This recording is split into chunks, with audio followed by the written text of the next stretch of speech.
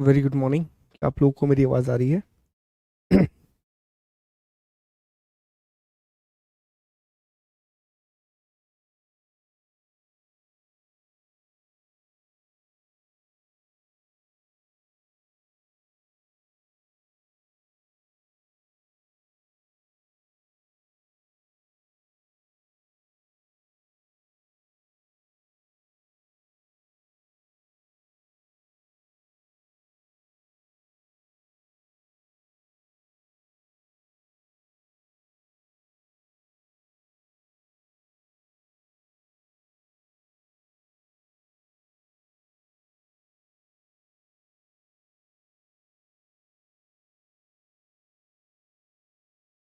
Hello hello, good morning good morning. अंतिम, मोनिका, अंजलि, रोहिणी, हिमांशी, सतीश, माधुरी। जी हाँ, बिल्कुल आलोक, विवेक, आयुषी। ठीक है, अनुराग। चलिए, मैं ऑडिबल हूँ? Thank you so much, thank you so much.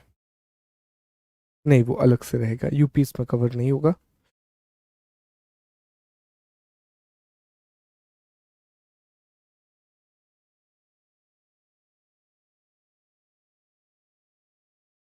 यार,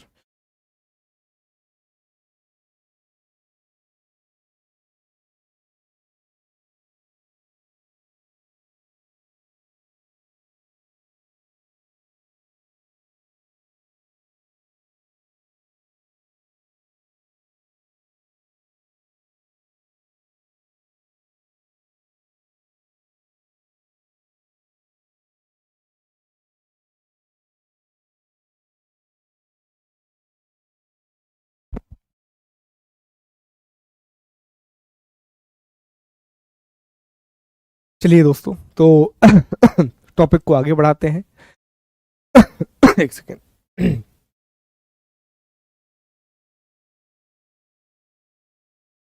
चलिए, तो अब हम टॉपिक को आगे बढ़ाते हैं। एक बार फिर से आप सब लोगों का बहुत बहुत स्वागत है आधुनिक भारतीय इतिहास की इस क्लास में, मॉडर्न इंडियन हिस्ट्री के सेशन में।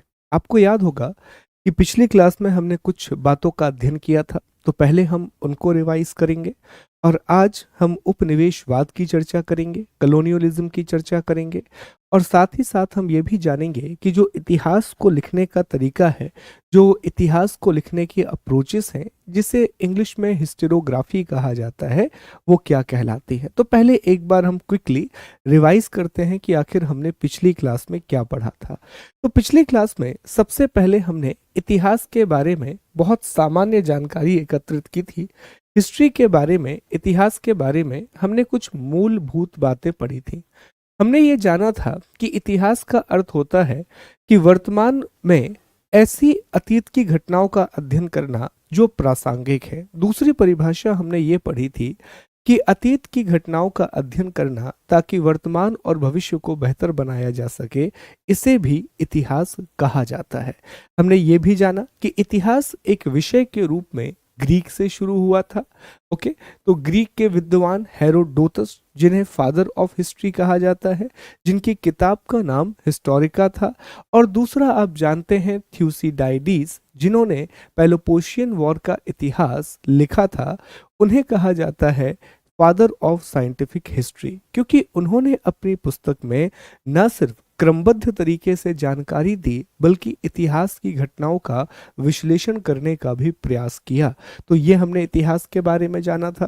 फिर इसके बाद आप आगे बढ़े और आपने चर्चा की कि इतिहास जो है, जो हिस्ट्री है, आखिर उसमें कितने प्रकार होते हैं, टाइप्स ऑफ हिस्ट्री। तो हमने जाना कि इतिहास को हम तीन भागों में बांट सकते हैं दोस्तों। एक हिस्सा कहलाता है प्री हिस्ट्री। तो आप मुझे कमेंट करके बताएंगे प्रागैतिहासिक काल क्या है इसका उदाहरण। तो आप बता रहे होंगे कि सर, प्री हिस्ट्री हम ऐसे इतिहास को कहते हैं जिसके कोई भी लिखित साक्ष्य नहीं मिलते, जिसके कोई भी रिटन एविडेंस नहीं मिलते, कोई भी लिखित साक्ष्य आपको नहीं मिलेंगे।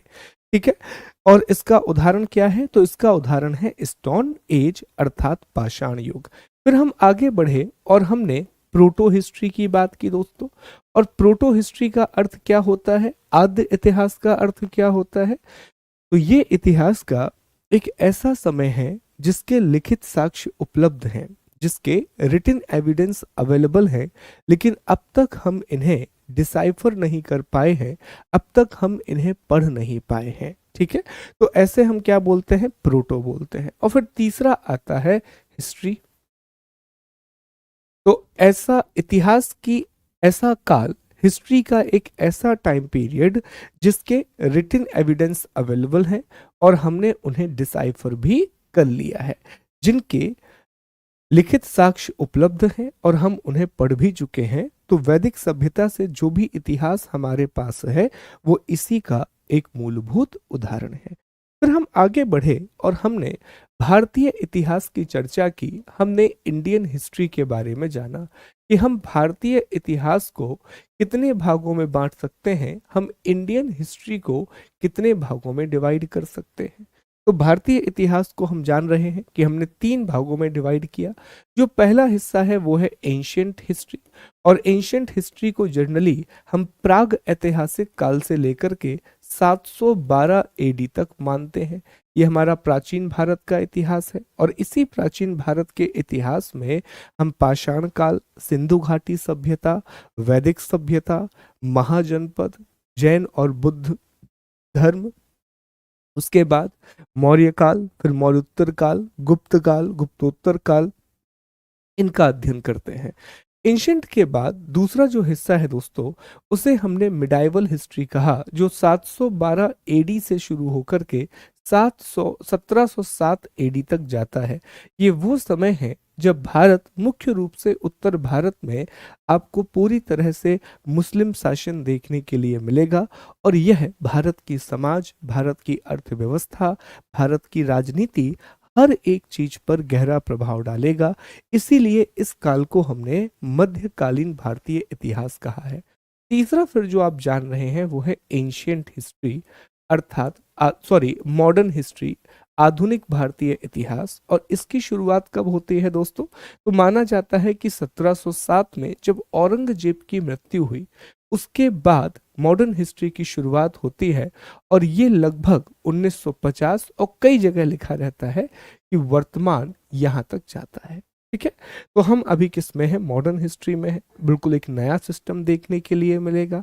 यूरोपीय कंपनियां भारत आएंगी, यूरोप की शासन प्रणाली भारत में शुरू होगी, और आपको ड्रास्टिक चेंज देखने के लिए मिलेंगे। कुछ बहुत बड़े परिवर्तन आपको देखने के लिए मिलेंगे। फिर कल की क्लास में ही हमने थोड़ी सी चर्चा टाइम के बारे में भी की थी, और हमने जाना था कि अगर हम एक ऐसी समय रेखा बनाएं इस तरह से, और इसमें एक समय को हम 0 मान लें, अगर इस तरह हम एक टाइम को यहां पर 0 मान लें, दिस इज 0, तो ये कहा गया कि देखिए यहां पर जो समय है उसे हमने एडी नाम दिया, या इसी को हमने सीई नाम दिया, और यहां पर जो भी समय है 0 के पहले, इसे हमने बीसी या बीसीई नाम दिया। ठीक है, तो बीसी का अर्थ क्या था दोस्तों, तो बीसी का अर्थ होता है before, before Christ. Okay, BCE का अर्थ क्या है दोस्तों, तो बीसीई का अर्थ होता है बिफोर कॉमन एरा। ओके, फिर यहां पर आएगा कि एडी का अर्थ क्या है, एडी, तो एडी आपको याद रखना है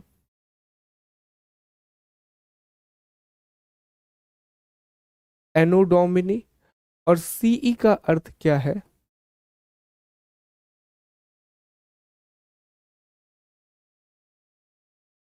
कॉमन एरा। ओके, ये बातें हमने पढ़ी थी। कैलकुलेशन भी आपको बताया था कि अगर मान लीजिए आपसे कहा जाए कि 512 बीसी और एक तरफ लिखा हो 512 एडी, तो आप कैसे कैलकुलेट करेंगे, तो बीसी के लिए क्या करना रहता है, प्लस, और एडी के लिए क्या करना होता है, माइनस। ओके, तो जैसे अभी हम 2023 में है, तो इसमें अगर आप 512 जोड़ देंगे तो आपको पता पड़ जाएगा कि हम लगभग 2500 साल पुरानी बात कर रहे हैं। वहीं अगर जिस समय में आप हैं उसको आप घटा देंगे तो आपको पता पड़ेगा कि लगभग हम 1500 साल पुरानी बात कर रहे हैं। तो ये हमने एडी और बीसी के बारे में भी समझा था, हमने डेट्स के बारे में भी डिस्कस कर लिया था। ठीक है, अब हम आगे बढ़ेंगे दोस्तों, और हमारा अगला जो टॉपिक है जिसकी चर्चा हमें आज थोड़ा विस्तार से करनी है, तो आपने लिख लिया है क्योंकि कल मैंने पीडीएफ से आपको लिखने के लिए दिया था। आज मुख्य रूप से आपको वो टॉपिक समझना है और उसके अलग अलग डायमेंशंस को समझने की कोशिश करनी है। ठीक है, तो अब हम चर्चा करेंगे उपनिवेशवाद के बारे में, अब हम चर्चा करेंगे कॉलोनियलिज्म के बारे में। ठीक है, तो ये हमारा अगला टॉपिक है। पहले हम इसकी परिभाषा समझेंगे।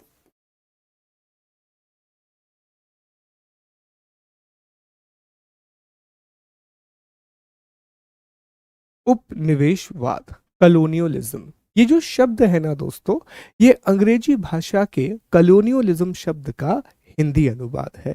तो इंग्लिश में एक शब्द होता है कॉलोनी, कॉलोनी, उसी से ये शब्द बना है कॉलोनियलिज्म। ठीक है, तो अब क्या होता है जरा समझने का प्रयास करते हैं कि उपनिवेशवाद का आखिरकार अर्थ क्या है। देखिए दोस्तों, जैसे मान लीजिए कि यहां पर दो देश हैं, ध्यान दीजिएगा, यहां पर दो देश हैं, एक देश हो गया ए और ये दूसरा देश हो गया बी। ठीक है, ये दो देश हैं। अब हम एक सिचुएशन को इमेजिन करते हैं कि जो ए है उसने बी पर क्या कर लिया है, अधिकार कर लिया है। ए ने क्या कर लिया है दोस्तों, बी पर अधिकार कर लिया है, इमेजिन कर लीजिए। लेकिन इस अधिकार करने का जो उद्देश्य है, जो ऑब्जेक्टिव है, वो है बी के आर्थिक संसाधनों का विदोहन, बी के आर्थिक संसाधनों का विदोहन, exploitation of economic resources of B. तो ऐसे समझे कि ए ने क्या किया, जो ए है उसने बी पर अधिकार कर लिया, लेकिन इस अधिकार करने का उद्देश्य ये नहीं है कि वो बी में जाकर के विकास करेगा या यहां आकर के वो बहुत अच्छे से पॉलिसी बनाएगा, यहां के लोगों को अधिकार देगा। नहीं, यहां पर आने का उसका एकमात्र उद्देश्य है और वो उद्देश्य है यहां के आर्थिक संसाधनों का विदोहन करना। देखिए, समझिए इस बात को। उन्हें ये लगा कि 1500, हाँ 1500 के आसपास यूरोप में एक नई विचारधारा का जन्म हुआ। मैं सन 1500 की बात कर रहा हूं, 1500 एडी की बात कर रहा हूं। 1500 एडी के आसपास पूरे यूरोप में एक नई विचारधारा का जन्म हुआ और उस विचारधारा को वणिकवाद कहा जाता है। इसके बारे में आगे मैं आपको डिटेल में लिखवाऊंगा। उस विचारधारा को वणिकवाद कहा जाता है, उस विचारधारा को मर्केंटिलिज्म कहा जाता है। वणिकवाद की विचारधारा ये कहती है कि एक देश को अधिक से अधिक पूंजी का संग्रह करना चाहिए, मैक्स टू मैक्स जो अमाउंट है उसको कलेक्ट करना चाहिए, और इसके लिए उसे दूसरे देशों से निर्यात बढ़ाना होगा और आयात में कमी करनी होगी। क्यों? क्योंकि अगर आप ज्यादा आयात करोगे, बाहर से आप ज्यादा सामान बुलाओगे, तो आपके पास पूंजी की कमी होगी, लेकिन अगर आप सामान को भेजोगे तो आपके पास पूंजी क्या होगी, बढ़ेगी। लेकिन सवाल ये निकल करके आया कि आपने ये कह तो दिया कि हम निर्यात को बढ़ा लें और आयात कम कर लें, लेकिन मसाले तो हैं ही नहीं, और भी बहुत सारी चीजें हैं ही नहीं यूरोप के बहुत सारे देशों के पास। तो वो देश क्या करेंगे?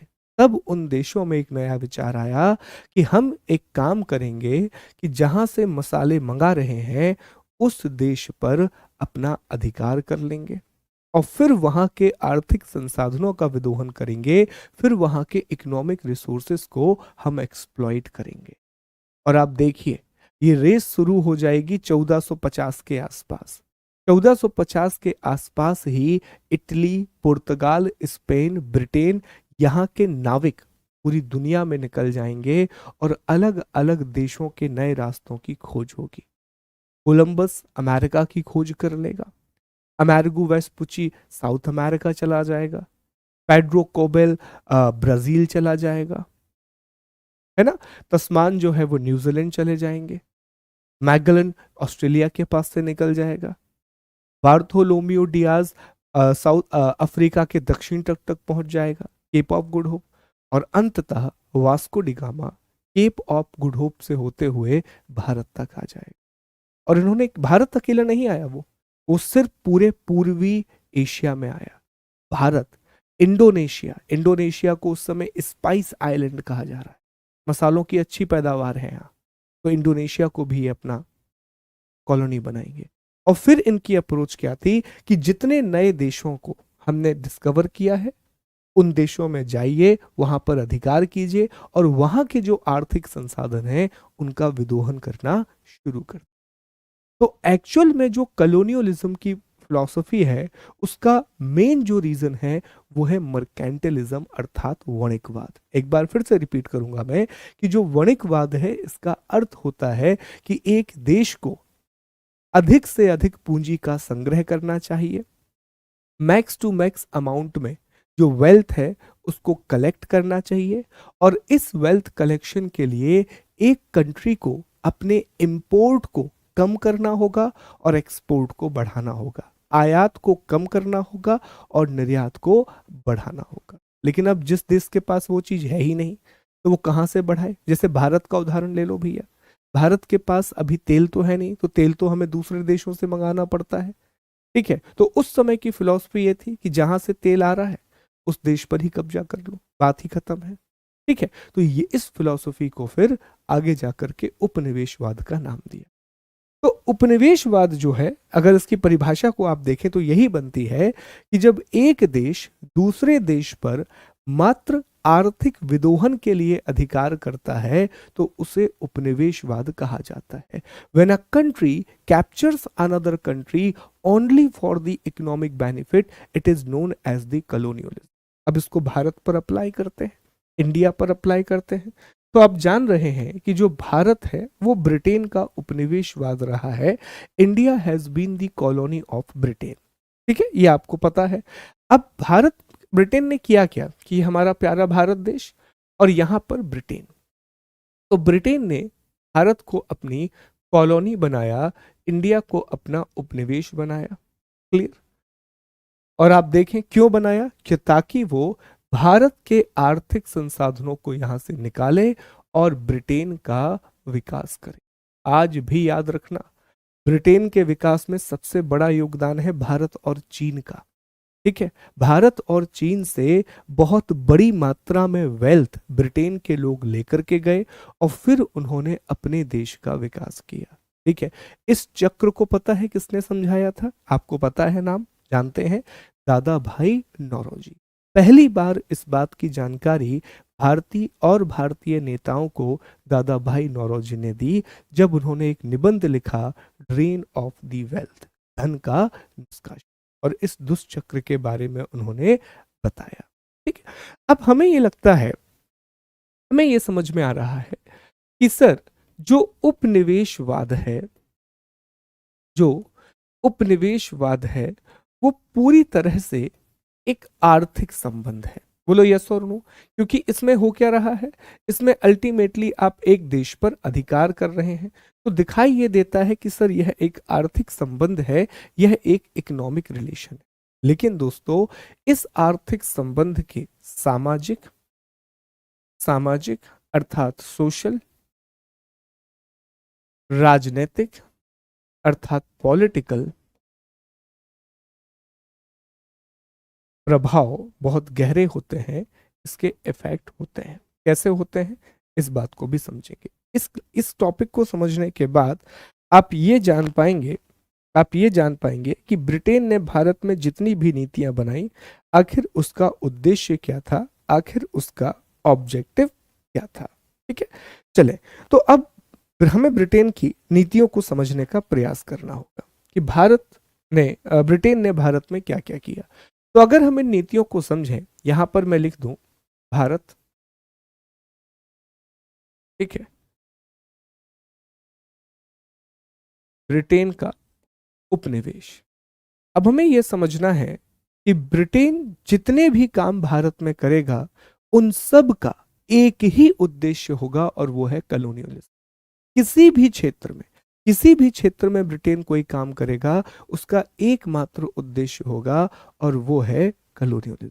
तो सबसे पहले हम ब्रिटेन की आर्थिक नीतियों की बात करते हैं, हम ब्रिटेन की इकोनॉमिक पॉलिसीज को डिस्कस करते हैं। आर्थिक नीतियां अर्थात इकोनॉमिक पॉलिसी। ठीक है, चलिए अब देखो इसको समझें। देखिए दोस्तों, जब शुरुआत में British East India company Bharat आई, अर्थात जो पहला चरण है जो हम लेकर के चलेंगे कि 1611 से लगभग 1757 तक का समय, 1611 से 1757 तक का समय, ये वो चरण है कि इस चरण में भारत को लाभ हो रहा है। इस चरण में क्या होगा? भारत को लाभ होगा, इंडिया को बेनिफिट होगा। क्यों? क्योंकि भारत में जो भी सामान बन रहा है, इस सामान को ये ब्रिटेन ले जाएंगे, तो एक व्यापार चल रहा है, तो ये अच्छी बात है। इससे इंडिया का काफी लाभ है कि भारत का सामान बाहर पहुंच रहा है और भारत के लोगों को विदेशी मुद्रा की प्राप्ति हो रही है, इंडिया के लोगों को फॉरेन करेंसी मिल रही है। तो ये एक अच्छी सिचुएशन है। प्रॉब्लम कहां से शुरू होगी? प्रॉब्लम शुरू होगी दोस्तों 1757 के बाद। ठीक है, 1757 के बाद दो चीजें बदल जाएंगी। पहली चीज ये होगी कि अब जो ब्रिटेन के लोग हैं, अब भारत की वस्तुओं को बाहर तो ले जा रहे हैं, लेकिन उनके दाम बहुत कम कर दिए जाएंगे। क्यों? क्योंकि आपने प्लासी के युद्ध को जीतने के बाद एक प्रकार से अधिकार कर लिया है। अब आप सोच के देखना कितना खतरनाक काम होगा। अब वो यहां से जो सामान ले जाएंगे, वो ऑलमोस्ट पूरी तरीके से भारत के पैसों पर ही ले जाएंगे। कैसे? जैसे ही वो प्लासी का युद्ध जीतेंगे, उन्हें टैक्स कलेक्ट करने का अधिकार मिल जाएगा, तो अब वो भारत से टैक्स कलेक्ट करेंगे और उसी टैक्स से कलेक्ट किए हुए पैसे से वो सामान खरीदेंगे और इस सामान को कहां पर ले जाएंगे? ब्रिटेन ले जाएंगे। ये पहला तरीका होगा जब भारत से पूरी तरह से पैसा बाहर जाना शुरू हो जाएगा। अंडरस्टूड? या वो टैक्स कलेक्ट करने लगे हैं और टैक्स कलेक्शन से जो पैसा उन्हें मिलेगा, उसी पैसे से वो भारत में सामान खरीदेंगे और ब्रिटेन में बेचेंगे। तो यार ये कैसा बिजनेस है जिसमें आपका जीरो इन्वेस्टमेंट हो गया और जितना भी पैसा आ रहा है वो पूरा आपका प्रॉफिट है। तो इससे अच्छा बिजनेस कुछ हो ही नहीं सकता। अब दूसरी बात सुनो, इसी समय पर क्या होगा कि जो ब्रिटेन है वहां पर इंडस्ट्रियल रेवोल्यूशन आ जाएगा। ध्यान से समझना इन बातों को, ये समझने वाली बातें हैं। इसी समय पर क्या होगा, जो ब्रिटेन है उसमें इंडस्ट्रियल रेवोल्यूशन आ जाएगा। वहां पर दोस्तों आ जाएगा औद्योगिक क्रांति। अब इसको भी समझो, औद्योगिक क्रांति जब ब्रिटेन में आई तो इसका भारत पर क्या प्रभाव हुआ? भारत पर इसका यह प्रभाव हुआ कि औद्योगिक क्रांति से पहले ब्रिटेन के लोग क्या कर रहे थे? भारत से फाइनल गुड्स ले जा रहे थे, अंतिम वस्तुएं ले जा रहे थे। अंतिम वस्तुओं का मतलब क्या होता है कि बना बनाया कपड़ा ले जा रहे हैं, बना बनाया लकड़ी का सामान ले जा रहे हैं, बना बनाया जो है आप कह सकते हैं कि जो भी अलग अलग लग्जरियस आइटम है वो बने बनाए ले जाते हैं। जैसे ये जैकेट जो मैंने पहना है, ये फाइनल गुड है। ये क्या है? फाइनल गुड है, ये अंतिम वस्तु है दोस्तों। ठीक है, तो यहां से वो बनी बनाई चीजें ले जाते थे और ब्रिटेन में उनको बेचा करते थे। तो इससे होता यह था कि भारत में जो शिल्पकार है, इंडिया में जितने भी शिल्पकार हैं वो बड़े अच्छे से ग्रो कर रहे थे क्योंकि उन्हें अच्छा बिजनेस मिल रहा था।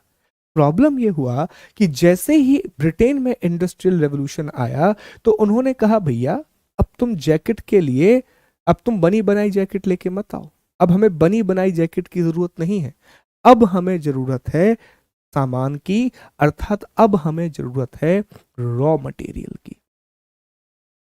ओके, अब किसकी जरूरत है हमें? पहली रिक्वायरमेंट है हमें रॉ मटेरियल की। तो ब्रिटेन के लोगों ने कहा कि अब हमें वहां से भारत से बनी बनाई जैकेट नहीं चाहिए, अब तुम भारत से क्या लेकर के आओ? कच्चा सामान लेकर के आओ, मतलब तुम धागा बनवा के ले आओ, तुम कॉटन लेकर के आ जाओ। ये सारा काम करो। ओके, तो अब भारत से कच्चा माल जाएगा।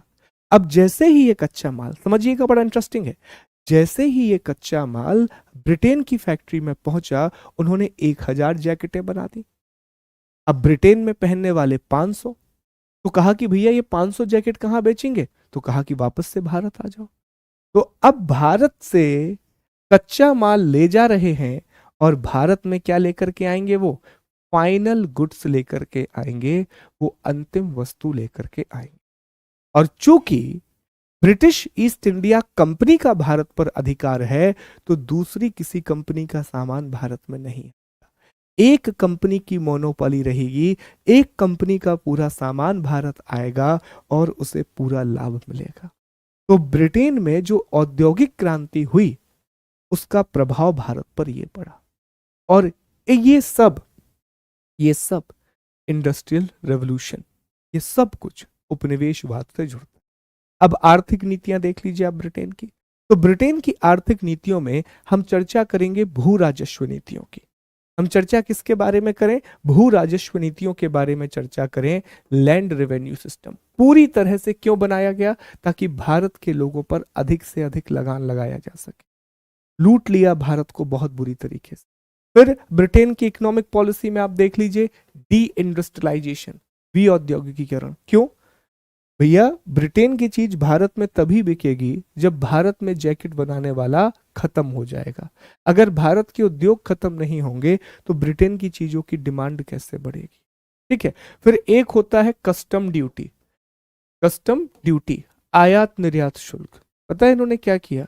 इन्होंने एक नई पॉलिसी बनाई कि भारत का अगर कोई भी सामान ब्रिटेन बेचने के लिए जाएगा तो उस पर बहुत ज्यादा टैक्स लगाया जाएगा।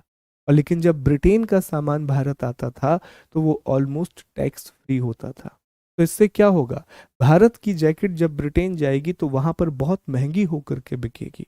और ब्रिटेन का जैकेट जो फैक्ट्री से बन करके आया है, उसकी वैसे भी सस्ती जैकेट है वो, जब वो भारत आएगी तो चूंकि उस पर टैक्स नहीं है, वो बहुत सस्ती बिकेगी।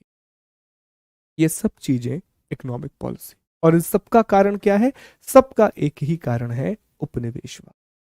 तो अब इसको यूज कैसे करेंगे? आज मैं एक प्रश्न भी आपको दूंगा लिखने के लिए, लिख करके लाइएगा कल। हमेशा जब भी आप आर्थिक नीतियों के बारे में लिखें या आपसे कोई भी प्रश्न ब्रिटिश इकोनॉमिक पॉलिसी पर लिखा जाए, उसके सेंटर में हमेशा उपनिवेशवाद को रखिएगा। अपने इंट्रोडक्शन में कॉलोनियलिज्म डालिएगा और जब आप इसको खत्म करेंगे तब भी आपको कॉलोनियलिज्म डालना होगा। आपको ये बताना होगा कि ब्रिटेन ने भारत में जो भी आर्थिक नीतियां अपनाई, उनका सिर्फ एक उद्देश्य था, उपनिवेशवाद। और उपनिवेशवाद का अर्थ क्या होता है? आर्थिक विदोहन। मतलब ये हुआ कि वो बस अपना प्रॉफिट मैक्सिमाइज करना चाहते थे, वो बस अपने लाभ को ज्यादा करना चाहते थे। उन्हें भारत के लोगों की, भारत के किसानों की कुछ भी नहीं पड़ी है। ओके, तो कनेक्ट आपको करना होगा कि ब्रिटेन की प्रत्येक आर्थिक नीति का उद्देश्य अधिक से अधिक लाभ कमाकर उपनिवेशवादी महत्वाकांक्षा को पूरा करना था। The main objective behind British economic policy was to attain maximum economic profit to attain the level of colonialism। ये इसका अर्थ होगा। ठीक है, तो ये आपको यूज करना है इंट्रो में भी और कंक्लूजन में भी। सी, आंसर राइटिंग में जितना ज्यादा आप हिम यूज करेंगे, क्या है, कई बार हम ये सोचते हैं कि इतिहास की एक घटना बस वही है, जबकि एक घटना का प्रभाव दूसरी घटना होती है ना। इतिहास में ये चीज होती है, तो हमेशा कनेक्ट करना होगा आपको। मैं अभी प्रश्न भी आपको लिखवा दूंगा, उसका उत्तर आप लिख करके लाइएगा तो और बेहतर आपको समझ में आएगा। ठीक है, तो ये आर्थिक नीतियां हो गई। अब आर्थिक नीतियों के बाद आप समझें इकोनॉमिक पॉलिसी, तो भारत में ये सारी चीजें होंगी। फिर दूसरा हम कह सकते हैं कि सर उन्होंने यहाँ पे कुछ विकास भी किया है, उन्होंने भारत में कुछ डेवलपमेंट भी किया है।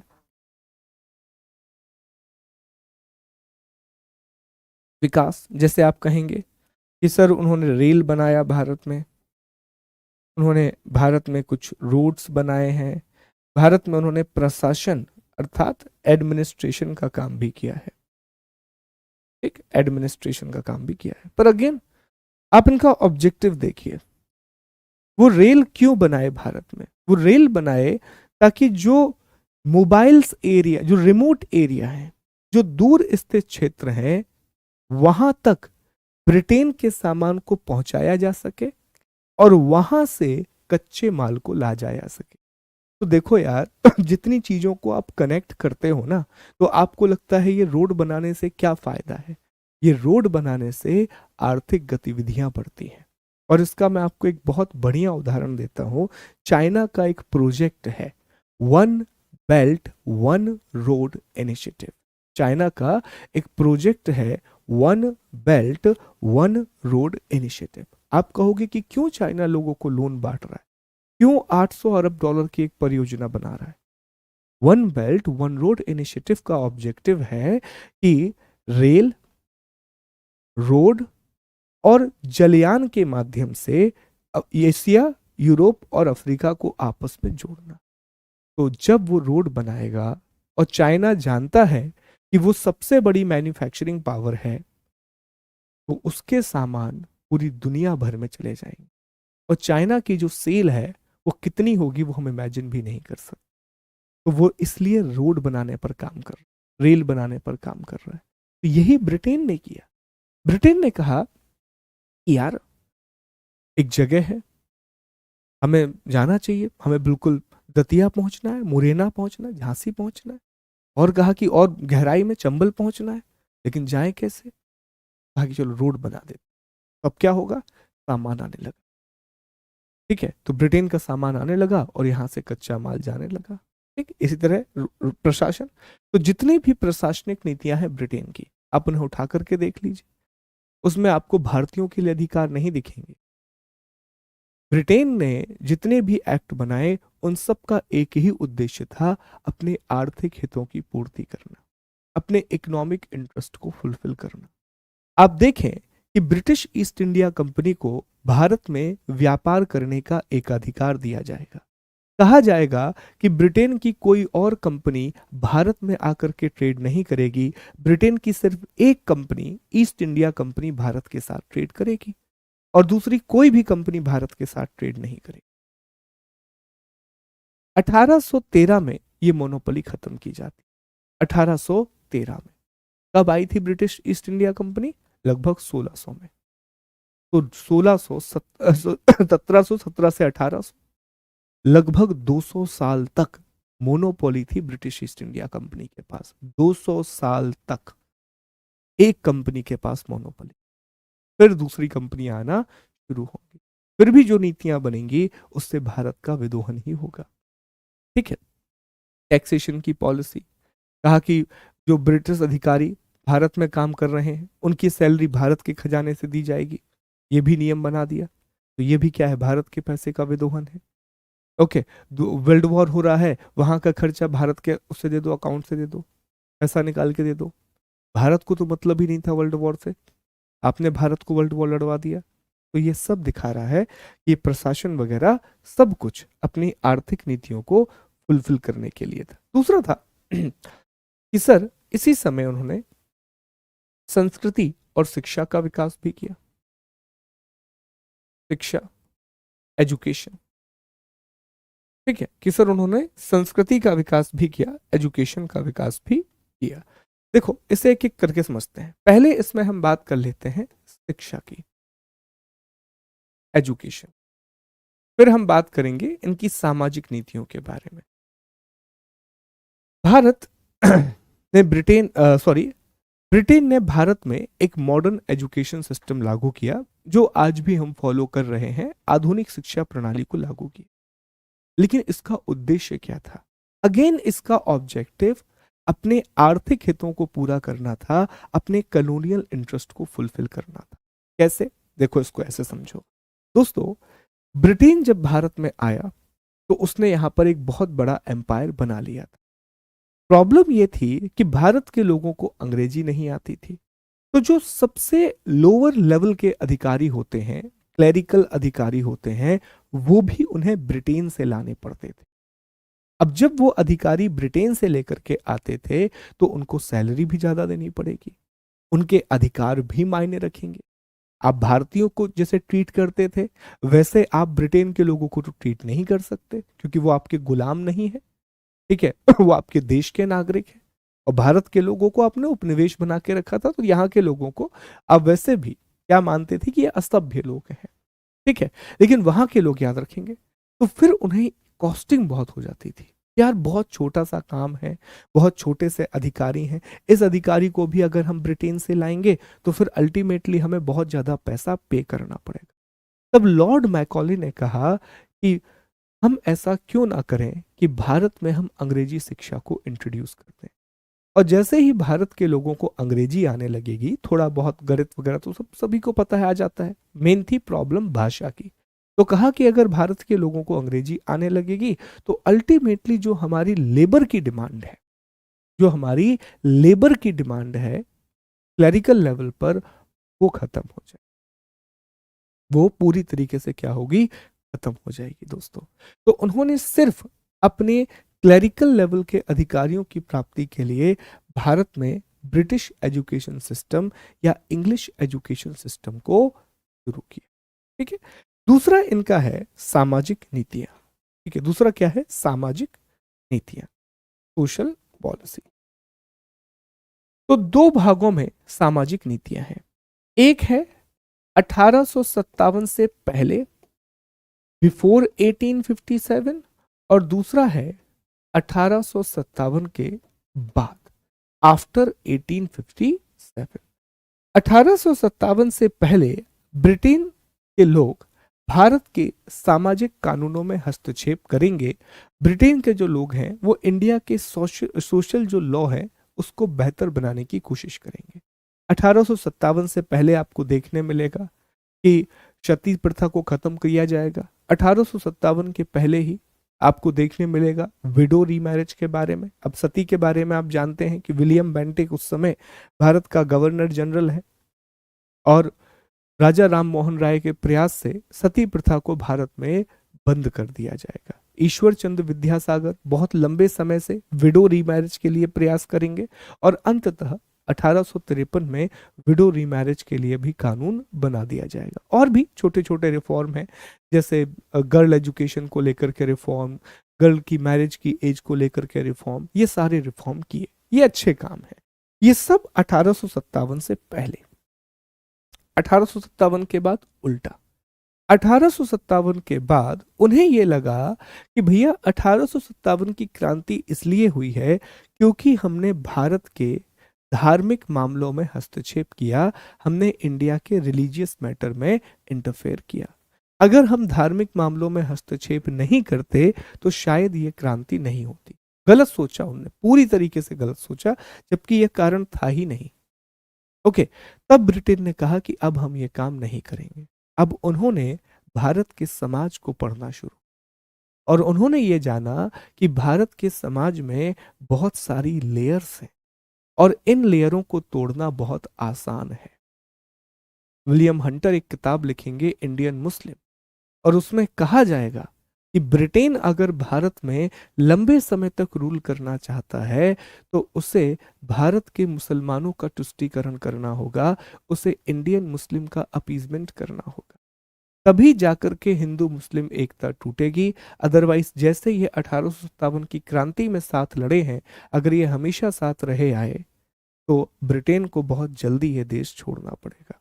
और उन्होंने वही किया, पूरी तरीके से हिंदू मुसलमानों को तोड़ने की कोशिश, दोनों को डिवाइड करने की, और वो कामयाब भी हो गए।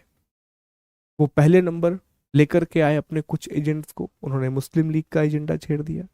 बाद में उन्होंने कहा 1909 में मॉर्लेमेंटो रिफॉर्म आया, सांप्रदायिक निर्वाचन प्रणाली की शुरुआत कर दी उन्होंने। हिंदू और मुसलमानों के लिए कोटा तय कर दिया गया, और धीरे धीरे ये खाई बड़ी होती जाएगी, और इसका परिणाम क्या हुआ, भारत का विभाजन, द पार्टीशन ऑफ। तो ये बीज यहां से बोया गया था। दूसरा, उन्हें यह समझ में आया कि सिर्फ ये डिवाइड हिंदू मुसलमान के बीच में नहीं है, ये डिवाइड तो हिंदू धर्म के अलग अलग वर्णों के बीच में। फिर उन्होंने उस पर भी कार्ड खेला। एक वो सांप्रदायिक पंचायत लेकर के आए, कम्युनल अवार्ड कहा जाता है जिसे, और कहा गया कि अब भारत की जातियों को आपस में तोड़ा जाए। तो अब वो उल्टा काम करेंगे, कारण ताकि वो भारत पर लंबे समय तक राज कर सके, और जब वो भारत पर लंबे समय तक राज करेंगे, भारत का लंबे समय तक विदोहन कर पाएंगे, इंडिया का बहुत लंबे समय तक इकोनॉमिक एक्सप्लॉयटेशन कर पाएंगे। अंडरस्टूड? तो ये उनकी सोशल पॉलिसीज के बारे में। इकोनॉमिक पॉलिसी का ऑब्जेक्टिव उपनिवेशवाद, विकास का उद्देश्य उपनिवेशवाद, शिक्षा और सांस्कृतिक नीतियों का उद्देश्य उपनिवेश। ठीक है। अब इसके बाद उन्होंने आखिरी चाल चली, उन्होंने कहा कि अब हमें भारत में विस्तारवाद की नीति को अपनाना हो। हमें इंडिया में अब क्या करना होगा, हमें भारत में विस्तारवाद एक्सपेंशन की पॉलिसी को अपनाना होगा।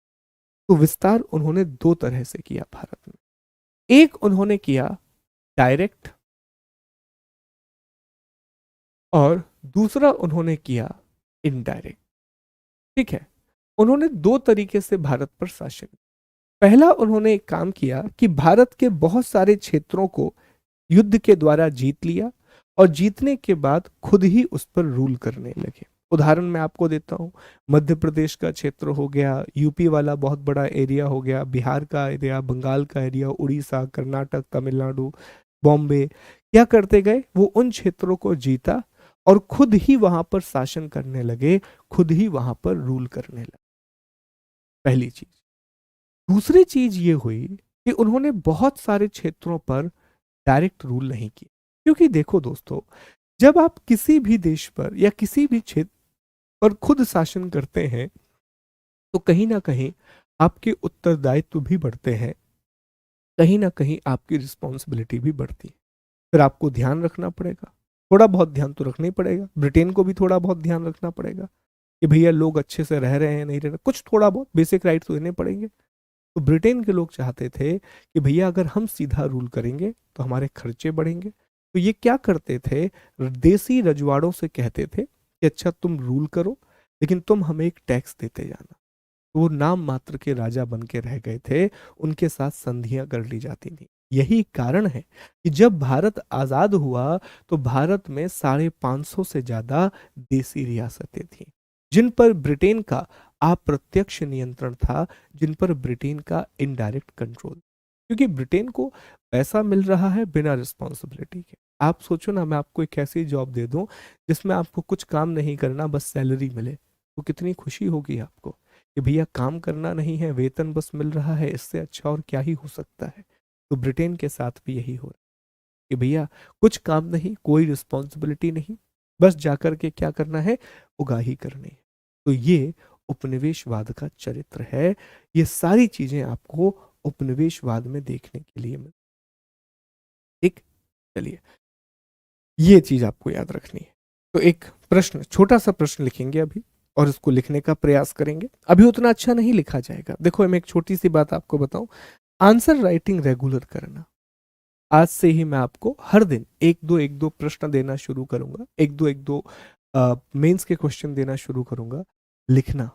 देखो आंसर राइटिंग के बारे में एक छोटी सी बात आपको बताऊं, ये बहुत मुश्किल काम है क्योंकि आपका दिमाग इसकी गवाही नहीं देगा कि मैं आंसर लिखूं। आपको लगेगा कि जितने समय में आंसर लिखूंगा उतने समय में कुछ और पढ़ लेता हूं। आपको ये लगेगा ये समय की बर्बादी है, जब पेपर आएगा तब हम आंसर लिख लेंगे। एक छोटी सी बात मैं आपको बताऊं, आंसर राइटिंग कोई 1 या 2 दिन का काम नहीं है। ये एक आर्ट होता है और आर्ट, कोई भी चीज जो आर्ट होता है उसके लिए आपको मेहनत करनी पड़ती है, उसके लिए आपको प्रैक्टिस करनी होती है। Answer writing is like playing a cricket और playing music, whatever you say. Cricket एक दिन में नहीं बनेगा आपसे, आपको लगातार उसके लिए प्रैक्टिस करनी होगी, तब जाकर के आप क्रिकेट खेल पाएंगे। ओके। इसी तरह आंसर राइटिंग। आंसर में एक चीज जरूर ध्यान रखना कि आंसर के 3 हिस्से होते हैं। मैं बहुत बेसिक बात आपको बता दूं, किसी भी आंसर के 3 हिस्से होते हैं। पहला हिस्सा इसमें आता है इंट्रोडक्शन, दूसरा हिस्सा इसमें आता है मेन बॉडी और तीसरा हिस्सा इसमें आता है कंक्लूजन। जब भी आप इतिहास में किसी भी चीज का इंट्रो लिखें तो उस शासन या उस भूगोल के बारे में जरूर बताएं। उदाहरण के लिए अगर आप ये लिख रहे हैं उपनिवेशवाद, तो उपनिवेशवाद की परिभाषा बता दीजिए, कॉलोनियलिज्म की परिभाषा बता दीजिए। ठीक है, उसका क्या प्रभाव है थोड़ा ये भी बता दीजिए। ओके, ये आपका इंट्रो बनेगा। मेन बॉडी में फिर जो भी आपसे पूछा गया है वो आप लिखिए और कंक्लूजन में हमेशा प्रभाव लिखा करो। देखो मैं एक बार रिपीट कर रहा हूं, बहुत ध्यान से मेरी बात को सुनना। जो कंक्लूजन है वो कभी भी समरी नहीं होता, जैसे मान लीजिए कि आपने यहाँ पर एक आंसर लिखा, आपने अपने बारे में लिखा, ठीक है, और फिर आपने आखिरी में कंक्लूड किया, इस प्रकार मैं शुभम गुप्ता पढ़ाता हूँ, क्रिकेट खेलता हूँ, टीवी देखता हूँ, नोट्स बनाता हूँ। तो आपने समरी दे दी ना, यही तो आपने लिखा था कि मैं पढ़ाता हूँ, मैं क्रिकेट खेलता हूँ, मैं नोट्स बनाता हूँ, मैं टीवी देखता हूँ। तो वही बातों को आपने समरी दे दी। ऐसा नहीं होना चाहिए, ये हमेशा प्रभाव दिखाना चाहिए, क्योंकि एक चीज हमेशा तय है इतिहास में कि एक घटना की वजह से दूसरी घटना होगी। तो ब्रिटेन की उपनिवेशवाद के बारे में अगर आप लिख रहे हो या फिर खुद के बारे में लिख रहे हो, तो यहां आपने खुद की विशेषताएं बताई। तो आखिरी में ये बताओ ना कि आप ये जो काम पूरे कर रहे हो, दिन भर अगर आप इंस्टाग्राम पे रील देख रहे हो, यूट्यूब पे शॉर्ट्स देख रहे हो, ठीक है, गेम खेल रहे हो, तो उसका प्रभाव क्या पड़ा, ये बताओ। तो वो क्या कहलाएगा, कंक्लूड। कि इस प्रकार हमने अपने जीवन को बर्बाद कर लिया, अपने पैर पर कुल्हाड़ी मार ली, इस तरह से लिख दीजिए कंक्लूजन, है कि नहीं। तो ये हमेशा प्रभाव दिखाता है कि आखिर उस चीज का इफेक्ट क्या हुआ, उसका प्रभाव क्या हुआ। अंडरस्टूड। ये तीन चीजें होती हैं। दूसरी बात, एक मिथ है हमारे दिमाग में कि आंसर हमेशा पॉइंट में होना चाहिए, आंसर हमेशा पैराग्राफ में होना चाहिए, आंसर हमेशा टेबल में होना चाहिए। ऐसा नहीं है। आंसर में एक बहुत बढ़िया मिक्सचर होना चाहिए। आंसर एक ऐसी चाट है जिसमें कचौड़ी, समोसा, आलू चाप तीनों शामिल है। आंसर में आपको हर चीज रखनी। बढ़िया इंट्रोडक्शन पैराग्राफ से शुरू कीजिए, बीच में पॉइंट बनाइए, हो सके तो ऐसे चार्ट बना दो कुछ। मैं बनवाऊंगा आपसे बहुत सारे ऐसे चार्ट आंसर लिखते समय। देखो, जब तक हम मॉडर्न हिस्ट्री खत्म करेंगे, मेरा आपसे वादा है कि मैं कम से कम आपको 30 से 40 आंसर लिखवा दूंगा। अगर ईमानदारी से आपने ये 30 से 40 आंसर लिख लिए, आपकी मुख्य परीक्षा की तैयारी हो जाएगी। पर आपको मुझसे एक वादा करना पड़ेगा कि आप ये लिखोगे। अगर आप लिखोगे नहीं तो नहीं बनेगा। मैं यहाँ पे डिस्कस करूंगा मॉडल आंसर, आप फिर लिखोगे। आज जो मैं दूंगा उसे लिखोगे अपने हिसाब से, फिर जब मैं कल मॉडल आंसर डिस्कस करूंगा, आप फिर उसको लिखो। क्लियर। और धीरे धीरे आप समझोगे कि कहाँ आपको टेबल बनाना है, कहाँ आपको पॉइंट लिखने हैं, कहाँ पैराग्राफ लिखने हैं, कहाँ इन डायग्राम्स का प्रयोग। आंसर राइटिंग में जरूरी है कि आपकी कॉपी में विविधता दिखे और हर एक प्रश्न के नेचर को समझते हुए आप उस टॉपिक को आगे बढ़ाएं। This is very very much important. और धीरे धीरे जो टेल वर्ड्स हैं, जिन्हें पुछल्ले शब्द कहा जाता है, इनको भी मैं एक एक दो दो करके डिस्कस करूंगा। क्योंकि अगर मैं एक साथ आपके साथ ये पुछल्ले शब्द डिस्कस कर दूंगा, तो आपके दिमाग के ऊपर से बाउंसर मार जाएंगे, समझ नहीं आएगा आपको कि मैं क्या कहना चाहता। तो एक दो शब्द हम डिस्कस करें, उसी पर मैं आपको, जैसे मान लो हमने डिस्कस किया कि आलोचना करें, तो पहले मैंने आपको आलोचना की समझ दिया, और फिर आप उसको जाकर के लिखिए, तो आपको ज्यादा बेहतर समझ में आएगा कि आलोचना करें का अर्थ आखिरकार क्या होता है। ठीक। तो फिलहाल आप एक बहुत सिंपल प्रश्न लेकर के जाएं, बहुत ही सिंपल, शुरुआत करना है इसलिए, जो आपको कल लिख करके लाना है, और फिर हम चर्चा करेंगे। प्रश्न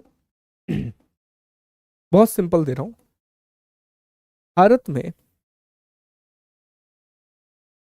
ब्रिटिश उपनिवेशवाद,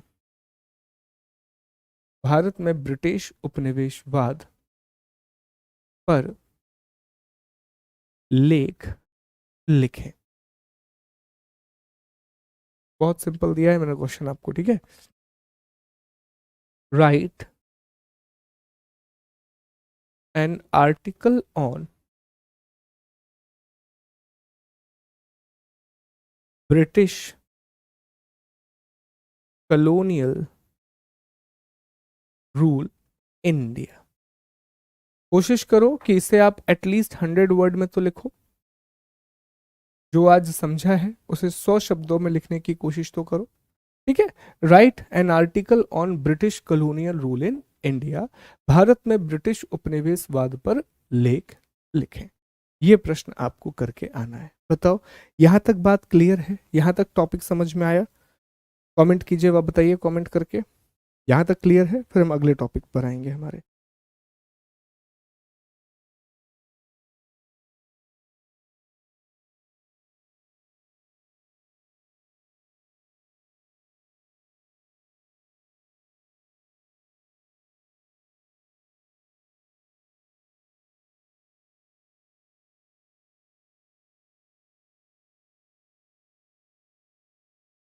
क्लियर? चेक। देखिए अभी तो मैं आपको मॉडल आंसर बताऊंगा, और जब मैं मॉडल आंसर बताऊंगा तो आप मुझे एक बार बताएंगे कि आपने किस तरह का जवाब लिखा है। ठीक है? क्लियर? नहीं नहीं नहीं, देखो रूबी का आया कि सर क्या इंट्रोडक्शन में हम प्रभाव लिखेंगे? नहीं। इंट्रोडक्शन में आपको उस पूरे सिनेरियो को समझाना है। जैसे मान लीजिए कि आप लिखने वाले हैं, लेट्स अज्यूम मैं आपको एक बहुत सिंपल टॉपिक देता हूं कि आप सिंधु घाटी सभ्यता से संबंधित कोई जवाब लिख रहे हैं। तो हमेशा पहला काम कीजिए कि इंट्रोडक्शन में आप ये बताइए कि सिंधु घाटी सभ्यता, क्या क्या बताओगे कि जो इंडस वैली सिविलाइजेशन है, इंडस वैली सिविलाइजेशन है, इसका समय बता दो, इसका टाइम पीरियड बता दो, इसका भूगोल बता दो, ये दो चीजें। और किसने इसे बसाया, अर्थात वो कौन लोग थे जो यहाँ पर रह रहे थे, वो बता। ये तीन बात। तो इंट्रोडक्शन में हमेशा आपको बेसिक इंफॉर्मेशन देनी, बिल्कुल बेसिक इंफॉर्मेशन जो उस चीज से संबंधित है। हमेशा कंक्लूजन में प्रभाव दिखाइए कि आखिर ये जो ब्रिटेन का उपनिवेशवाद भारत में आया, इसका प्रभाव भारत पर क्या हुआ। भारत आर्थिक विकास में पिछड़ गया, भारत का राजनीतिक विखंडन हो गया, और आज भी भारत में हमें ब्रिटिश उपनिवेशवाद के कुछ बहुत ही डार्क साइड देखने के लिए मिलते हैं। ठीक है? तो ये चीज यहां से निकल करके आई है, यहां से निकल करके आई है, तो ये आपको याद रखना। कभी भी आप लिखें तो शुरुआत में आप बहुत बेसिक जानकारी दें, फिर उसमें क्या पूछा गया है वो लिखें, फिर आप नीचे जैसे यहां पर, तो यहां पर आप क्या लिखें? आप लिखें कि ब्रिटेन की कंपनी कब भारत आई, उपनिवेशवाद की परिभाषा क्या है, ये लिखिए आप इंट्रो में। ठीक है? तीन चार लाइन का इंट्रो बनेगा आपका, फिर मेन बॉडी पर आइए, फिर आखिरी में लिख दीजिए कि आखिर इसका प्रभाव क्या हुआ। ठीक है? चलिए आगे बढ़ेंगे, अगले टॉपिक पर आएंगे हमारे। ठीक है? अगला टॉपिक, तो आई थिंक ये पांचवा टॉपिक है हमारे पहले अध्याय का। हेडिंग लगाइए, अब आपको लिखना भी पड़ेगा, तो अभी मैं एक डायग्राम बना रहा हूं, ये डायग्राम मेरे साथ बनाइए पहले आप। ठीक है? ये साथ में बनाइए आप लोग, वो आपने लिख लिया होगा 1.5 आधुनिक आधुनिक भारतीय इतिहास का, आधुनिक भारतीय इतिहास का लेखन, इंग्लिश में hysterography of modern Indian history. लिख लीजिए, hysterography of modern Indian history. देखो पहले समझ लो, अभी बनाएंगे, इसको लिख लो पहले, फिर अपन लिखेंगे साथ ही साथ। देखो हिस्टेरोग्राफी का अर्थ बड़ा सिंपल सा है। इतिहास बेसिकली घटनाओं है। इतिहास में क्या आप पढ़ते हैं? घटना पढ़ते हैं। इतिहास में आप इवेंट पढ़ते हैं। अब आप एक बात बताओ कि क्या एक व्यक्ति हमेशा एक घटना को उसी तरीके से सुना सकता है? पॉसिबल ही नहीं। आप अपने गांव की बातें याद करो। देखिए हमारे क्षेत्र में, बुंदेलखंड में जहां से हम आते हैं, दमोह वाले क्षेत्र से, यहाँ तिल का ताड़ राई का पहाड़ हम लोग बनाना जानते हैं। ठीक है? स्पेशली मेरे गांव में। ठीक है? तो हमेशा आपने देखना, एक छोटी सी घटना हुई, छोटी सी घटना क्या हुई, एक घटना की शुरुआत हुई और आप साइकिल से जा रहे थे, आप साइकिल से गिर गए, हल्की से आपको चोट लगी, आप उठे और चले गए। अब इस घटना की बात पहुंची, सबसे पहले कहेगा अरे भैया देखो शुभम साइकिल से गिर गया। दूसरा कहेगा अरे वो शुभम है ना, वो शायद उल्टी सीधी साइकिल चलाता है, तेज साइकिल चलाता है, वो गिर गया। तीसरा कहेगा अरे भैया ऐसी बात नहीं है, हमने तो उसे एक दिन दारू के अड्डे पे बैठा हुआ देखा था, तो दारू जब पी रहा होगा इसलिए वो गिर गया। चौथा कहेगा अरे वो हमेशा साइकिल खराब चलाता है, गिरते ही रहता है, अभी कल गिरा था, परसों गिरा था, हमने 6 बार उसको गिरते हुए देखा। सातवां कहेगा कि भैया वो इतना ज्यादा गिरा है साइकिल से, दारू पिए हुए था, कि उसकी हड्डी पसली टूट गई है, हॉस्पिटल में एडमिट है। और छठवां कहेगा कि भैया उसका बचना मुश्किल है, उसे जबलपुर रेफर कर। ये बात पहुंचते पहुंचते, एक छोटी सी घटना, बात पहुंचते पहुंचते तिल का ताड़ राई का पहाड़ बन जाती है। तो जब इतनी सी बात का तिल का ताड़ राई का पहाड़ बन सकता है, तो इतिहास जो पुराना है, सालों हो चुके हैं उसको, इतिहासकार ही तो हम तक इतिहास पहुंचा रहे हैं, तो वो भी तो कुछ ना कुछ परिवर्तन करेंगे। तो याद रखना, कोई भी इतिहास जो आप पढ़ते हैं, कोई भी इतिहास की घटना के बारे में हम पढ़ते हैं, उसमें इतिहासकार की सोच शामिल होती है, उसमें इतिहासकार की आइडियोलॉजी शामिल होती है।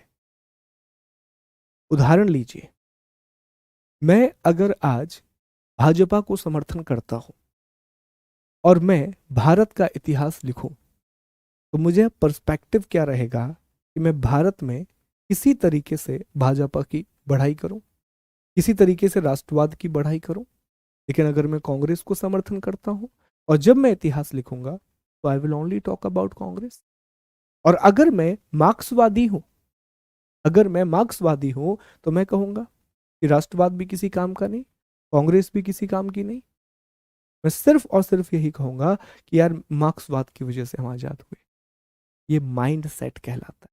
तो जैसी मेरी आइडियोलॉजी होगी, और याद रखना दोस्तों, दुनिया में कोई भी व्यक्ति दुनिया में अनबायस्ड हो ही नहीं सकता। हम किसी ना किसी चीज को लेकर के बायस होते ही हैं। वो अच्छी हो सकती है, बुरी होती है, पर हम बायस होते हैं। तो इतिहासकार भी इसी तरह से बायस्ड होते हैं। तो कहा गया आगे जाकर के कि हमें इतिहास के लेखन को समझना चाहिए, हमें इतिहास में हिस्टेरोग्राफी को समझना चाहिए कि आखिर चीजों को लिखा कैसे जा रहा है, किन आधारों पर इतिहास लिखा जा रहा है। तो इतिहास लेखन के 4 अलग अलग उपागम हैं, इसकी 4 अलग अलग अप्रोचेस। ठीक है, जो इसकी पहली अप्रोच है दोस्तों, इसे कहा जाता है साम्राज्यवादी। लिखते जाइएगा साथ में, ये डायग्राम बना लीजिएगा। साम्राज्यवादी, या इसी को कहते हैं कैम्ब्रिज। कैम्ब्रिज इंग्लिश में इंपीरियलिस्टिक और कैम्ब्रिज, इंग्लिश में इंपीरियलिस्टिक और कैम्ब्रिज। ठीक। दूसरा इसका जो उपागम है वो है राष्ट्रवादी, इंग्लिश में नेशनलिज्म। नेशनलिज्म राष्ट्रवादी उपागम। तीसरा जो इसका उपागम है, थर्ड जो इसकी अप्रोच है, इसे कहा जाता है मार्क्सवादी, मार्क्सिस्ट अप्रोच। और चौथा जो है, इसे कहा जाता है उपाश्रयवादी, इंग्लिश में सबाल्टर्न अप्रोच। Subaltern approach. तो ये 4 अलग अलग अप्रोच है, साम्राज्यवादी, राष्ट्रवादी, मार्क्सवादी, उपाश्रयवादी। इंग्लिश में इंपीरियलिस्टिक और Cambridge approach, nationalist approach, Marxist approach and the subaltern approach. In 4 approaches से हिस्ट्री लिखी जाती है। और भी तरीके हैं, अब इसमें नियो कॉलोनियलिज्म भी आ गया है, नियो नेशनलिज्म भी आ गया है, पर उन सब के बारे में हमें नहीं पढ़ना है। हमें बस इन्हीं बेसिक बातों के बारे में पढ़ना है। एक एक को पहले समझ लीजिए, फिर मैं आपको बोल बोल करके लिखवा दूंगा। पहले समझ लें, बेसिक बातों को समझ लें। देखो, यहां पर जो पहला हमें समझना है कि सर साम्राज्यवादी इतिहास का अर्थ क्या हुआ, जो या फिर इसी को हमने कैम्ब्रिज कहा है, कि कैम्ब्रिज हिस्टोरियन का मतलब क्या होता है, साम्राज्यवादी इतिहास का अर्थ क्या होता है। देखिए, साम्राज्यवाद एक ऐसा इतिहास जो राजा के शासन को उचित ठहराता है, उसे साम्राज्यवादी इतिहास कहा जाता है। एक सिंपल लाइन में समझो, history which defined the rule of monarch is known as the imperialistic. तो अब अगर मैं आपसे कहूं कि जितने भी साम्राज्यवादी इतिहासकार हैं, कौन कौन है, उसमें कूपलैंड का नाम आता है। कूपलैंड एक इंपीरियलिस्टिक हिस्टोरियन है। उसमें अनिल सील का नाम आता है। अनिल सील का नाम इसमें बहुत ज्यादा आगे आता है। इसमें परसिवर का नाम आता है, बहुत बड़ा नाम है। ठीक है, जूलिया का नाम आता है। ये बड़े बड़े नाम हैं इतिहासकारों के। कूपलैंड हो गया, परसिवर हो गए, ये बड़े बड़े नाम हैं। परसिवर स्पेयर, जूडिथ ब्राउन, ठीक है, ये सब। तो ये क्या कहेंगे, इनका कहना यह है कि देखिए साहब, ब्रिटेन ने भारत पर जो रूल किया, ब्रिटेन ने इंडिया पर जो अधिकार किया, वो पूरी तरीके से सही है, उसमें कोई भी गलती नहीं है। भारत के लोग बहुत ज्यादा पिछड़े हुए थे, भारत की सभ्यता बहुत ज्यादा पिछड़ी हुई थी। अगर ब्रिटेन के लोग भारत नहीं आते तो भारत कभी भारत बन ही नहीं पाता। यहां पर रुकेंगे नहीं, अगला सुनो। अगला वो कहते हैं कि आप भारत को देखो, अगर ब्रिटेन के लोग नहीं आते तो यहां पर आज 500 देश बने होते। ब्रिटेन के लोग आए, उन्होंने सब राज्यों को एक साथ जोड़ दिया और भारत एक भौगोलिक इकाई बन सका। तो जितने भी साम्राज्यवादी इतिहासकार हैं उनका फोकस इस बात पर होगा कि ब्रिटेन ने जो जो कुछ भारत में किया है, whatever Britain has done in to the India, this is for the welfare of India. और वो बार बार ये कहेंगे कि भारत के असभ्य लोग, इंडिया के अनसिविलाइज्ड लोग बहुत ज्यादा भाग्यशाली थे कि ब्रिटेन ने उन पर शासन। अगर ब्रिटेन उन पर शासन नहीं करता तो भारत आज भारत होता ही नहीं, इंडिया एक ज्योग्राफिकल यूनिट होता ही नहीं। ये उनकी अप्रोच है। कौन कह रहा है? साम्राज्यवादी कह रहे हैं। अब अगर साम्राज्यवादी ये बात कहेंगे तो इसे काउंटर भी किया जाएगा। अब इसे काउंटर कौन करेगा? तो इसे काउंटर करेंगे राष्ट्रवादी इतिहासकार। राष्ट्रवादी इतिहासकार, नेशनलिस्ट हिस्टोरियन आएंगे, क्योंकि भैया आप तो एक तरफा बात कर रहे हो, और अगर आप एक तरफा बात कर रहे हो तो हम इसका विरोध तो करेंगे। ऐसा तो है नहीं कि हम इसका विरोध नहीं करेंगे। तो राष्ट्रवादी इतिहासकारों में कौन शामिल था? इसमें शामिल थे लाला लाजपत राय, इसमें शामिल थे आर.सी. मजूमदार, इसमें शामिल हैं बाल गंगाधर तिलक, इसमें शामिल हैं स्वामी दयानंद सरस्वती, और भी लोग शामिल। पर ये राष्ट्रवादी इतिहास, ये क्या कहेंगे? ये साम्राज्यवाद को काउंटर करेंगे, कहेंगे नहीं नहीं ऐसा है ही नहीं। ये बात, और अभी इसमें शशि थरूर, अभी बिल्कुल नए की अगर हम बात करें तो नए हैं बिल्कुल शशि थरूर। ठीक है, ये बताएंगे कि ऐसा बिल्कुल नहीं है, आप गलत बात कर रहे हो। सही बात तो ये है कि आपने आकर के भारत का विनाश कर दिया। जब आप आए थे उस समय पूरी दुनिया के ट्रेड में भारत का योगदान 30 से 40% था। जब आप गए हो तो वो योगदान 1% रह गया। जब आप आए थे तो इंडिया में इंडस्ट्रियल ग्रोथ बहुत ज्यादा थी। जब आप गए हो तो वो 6% से भी कम आकर के रह गई। तो ये बार बार बताएंगे कि आपने क्या किया है। फिर आप ये बताएंगे कि किस तरह आपने जलियांवाला बाग जैसे मसैकर किए, आपने कितना अत्याचार किया है, कितने सारे लोगों को आपने जेलों में बंद किया। तो ये सारी बातें बताएंगे और कहेंगे कि भारत में जो कुछ भी हुआ वो सिर्फ ब्रिटिश पॉलिसी के अगेंस्ट हुआ। ये बार बार ये बताएंगे कि 1857 का रेवोल्यूशन इसीलिए हुआ क्योंकि ब्रिटेन की नीतियां खराब थी। आज भारत में राष्ट्रीय आंदोलन चल रहा है, इसलिए चल रहा है क्योंकि ब्रिटेन की नीतियां खराब है।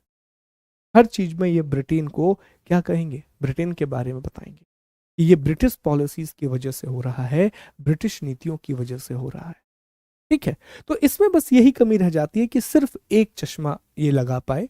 ये बात सच है कि भारत में 70% जो विरोध हुआ वो ब्रिटिश पॉलिसीज की वजह से हुआ, पर दूसरे वर्ग थे, उनके भी अपने कारण थे जिन्हें देखने की आवश्यकता थी। पर यह बहुत इंपॉर्टेंट है, इसी राष्ट्रवादी इतिहास ने क्या किया कि भारत के दूसरे लोगों को प्रेरित किया कि वो आए और स्वतंत्रता की लड़ाई में शामिल हों, वो आए और जो वॉर ऑफ इंडिपेंडेंस है इसमें शामिल हो। लोगों को मोटिवेट किया राष्ट्रवादी इतिहासकारों ने। ठीक, इसके बाद तीसरा अप्रोच रहेगा।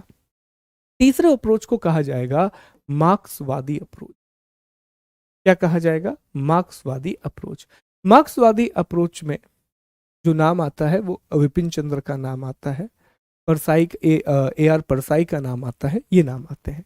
मार्क्सवादी ये कहेंगे कि भारत में जो कुछ भी हुआ, इंडिया में जो कुछ भी हुआ, वो बेसिकली वर्ग संघर्ष की वजह से, क्योंकि भारत में दो दो अलग अलग वर्ग, दो संघर्ष चल रहे हैं। इंडिया, दो अलग अलग इंडिया में संघर्ष चल रहे हैं। पहला है भारतीय, भारतीय एक तरफ इंडियन है और दूसरी तरफ ब्रिटिश। ये पहला संघर्ष चल रहा है, इसे प्राथमिक संघर्ष कहा इन्होंने। और दूसरा उन्होंने कहा भारतीय बनाम भारतीय, विपिन चंद्र की किताब जो आज हम पढ़ते हैं, इंडियंस अगेंस्ट द इंडियन। ठीक है, पर उन्होंने ये कहा कि भारतीय और भारतीय का जो संघर्ष है वो भारतीय और ब्रिटेन के संघर्ष से कमजोर था, इसीलिए इसने डोमिनेट कर लिया और ये नीचे रह गया। इसको जरा मैं समझाता हूं। उन्होंने ये बताया कि भारत में लोग दो स्तरों पर संघर्ष कर रहे हैं। इंडिया में जो दो लोग हैं वो दो अलग अलग लेवल पर कन्फ्लिक्ट कर रहे हैं। पहला, भारत के लोग ब्रिटेन के लोगों से लड़ रहे हैं ताकि उन्हें स्वतंत्रता मिल सके। लेकिन दूसरा उन्होंने ये बताया कि भारत के लोग आपस में भी लड़ रहे हैं क्योंकि उन्हें स्वतंत्रता में अपना अपना हित चाहिए।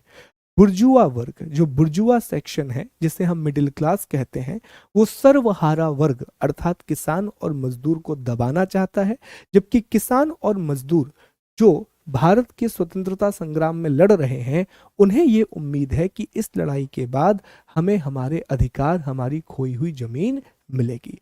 तो उन्होंने ये बताया कि दो अलग अलग समूह हैं, एक समूह भारत का ब्रिटेन के साथ लड़ रहा है और फिर भारत आपस में भी संघर्ष कर रहे हैं, लेकिन भारतीयों का आपसी संघर्ष बहुत छोटा था, इसीलिए भारत और ब्रिटेन का संघर्ष बहुत बड़ा हुआ और इस लड़ाई में भारत के अनेक लोगों ने पार्टिसिपेट किया।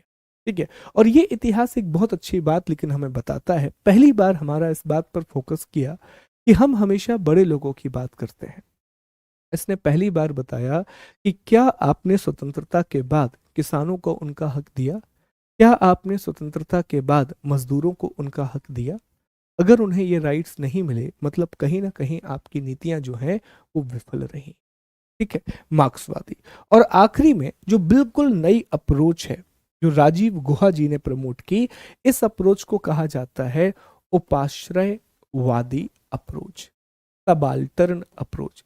ये कहती है कि इतिहास को जनता के नजरिए से नहीं लिखा गया है, ये पूरे इतिहास को जनता के नजरिए से देखने का प्रयास करती है, ये पूरी हिस्ट्री को लोगों के नजरिए से देखने की बात करती है। उन्होंने कहा कि हमें इतिहास जब हमने लिखा तो हमें इस बात पर फोकस करना चाहिए कि अलग अलग लोगों की इसमें क्या प्रतिक्रिया थी। तो ये बेसिकली बात करता है कि लोगों का रिएक्शन क्या था इतिहास के संबंध में। तो बस ये है एक बेसिक इंफॉर्मेशन। देखो ऐसा नहीं है कि ये बहुत ज्यादा महत्वपूर्ण है, पर एक बेसिक इंफॉर्मेशन आपके पास जरूर होना चाहिए इतिहास की अप्रोच को लेकर के। ठीक है, तो ये इसके बारे में लिखा हुआ है, मेक श्योर कि आप इसे पीडीएफ से लिख लें, क्योंकि ये वैसा नहीं है कि मैं आपको डिक्टेट कर रहा हूँ, तो ये आप खुद लिख सकते हैं एक बार। देखिए राष्ट्रवादी, मैंने नोट्स बिल्कुल सिंपल बना दिए हैं, बहुत ही इजी।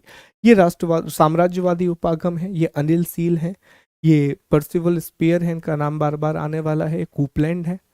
ओके, ये भारत के राष्ट्रवादी इतिहासकार हैं, सुरेंद्रनाथ बनर्जी हैं, लाला लाजपत राय हैं, बाल गंगाधर तिलक हैं, स्वामी दयानंद सरस्वती हैं, रमेश चंद्र मजूमदार हैं, ताराचंद हैं, बलराम नंदा हैं। ओके, इसके बाद आप ये देखिए मार्क्सवादी उपागम है जिसमें रजनी पाम दत्त, आरसी दत्ता बहुत फेमस नाम है, अक्षय रमनलाल देसाई, प्रोफेसर विपिन चंद्र, मानवेंद्र नाथ राय, एम एन रॉय के नाम से इन्हें हम जानते हैं। ठीक है, इन सबके नाम लिखे हुए हैं। और ये आखिरी में सबाल्टर्न या उपाश्रयवादी अप्रोच है जिसकी शुरुआत रंजीत गुहा ने की थी। ठीक है, तो ये दोस्तों आपका आज पहला चैप्टर समाप्त होता है, पहला अध्याय समाप्त होता है। What you have to do, इन चीजों को बस आज आप लिख लीजिएगा और फिर कल से हम भारत में यूरोपीय कंपनियों का आगमन पढ़ेंगे, इंडिया में यूरोपियन कंपनियों का अराइवल पढ़ेंगे। ठीक है, बहुत छोटा सा है, 4-5 पेज है, इनको आप जरूर लिख लीजिए। हम भारत में यूरोपीय कंपनियों के आगमन का अध्ययन करेंगे और वहां से भी आपके प्रश्न बनना शुरू होंगे। जैसा मैंने कहा कि आप बस एक एमसीक्यू की बुक ले लीजिए, या तो घटना चक्र ले लीजिएगा, या फिर हो सके तो जैसा मैंने आपको बताया था कि एक एस.के. पांडे सर की किताब आती है, उसमें 3 अलग अलग किताबें हैं, प्राचीन, मध्यकालीन और आधुनिक भारत का इतिहास। ऑब्जेक्टिव्स किताबें हैं, तीनों एमसीक्यू किताबें हैं, मोटी मोटी किताबें हैं, लेकिन उसमें प्रश्न बहुत अच्छे दिए गए हैं। एमसीक्यू आप करते रहिए, उससे क्या होगा कि कुछ फैक्ट जो बहुत बेढंगे फैक्ट होते हैं वो कवर हो जाएंगे, और साथ ही साथ में आंसर राइटिंग मैं करवा दूंगा। तो नोट मेकिंग और आंसर राइटिंग ये मेरे ऊपर है, ये मेरे ऊपर छोड़ दीजिए और एमसीक्यू आप लगा लीजिए। ठीक है, थैंक यू सो मच। फिर कल आपसे मुलाकात होगी इसी समय पर। अपना ख्याल रखिए। कोई डाउट है तो वो आप पूछ सकते हैं।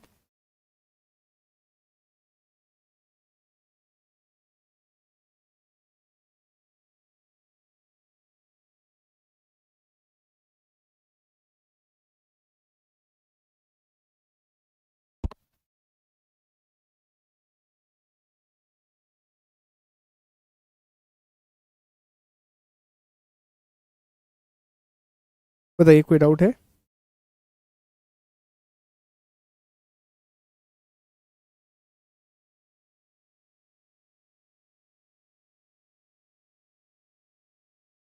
ठीक है, थैंक यू।